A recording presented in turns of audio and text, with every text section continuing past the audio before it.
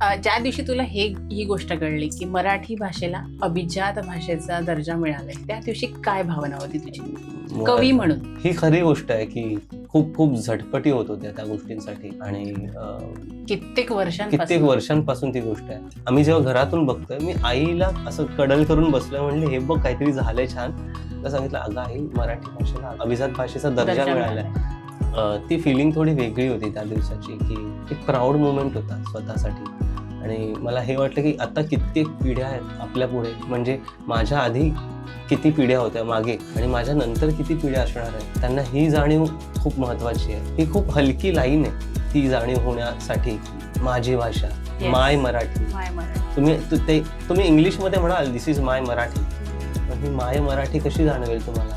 माय कशी जाणवेल? माय जाणवण्यासाठी तुम्हाला मराठी समजायला पाहिजे. मुळात तुम्ही कॉन्व्हेंट शिका, तुम्ही मिक्स भाषेतलं शिका, तुम्ही शिक्षण कुठेही घ्या, त्या आईचा जो पदर आहे तो जाणवला तुम्हाला ना, तर तुम्ही जगातल्या कुठेही जा, तुम्ही उंच उंच उडा, तुमचे पाय जमिनीवरच राहणार.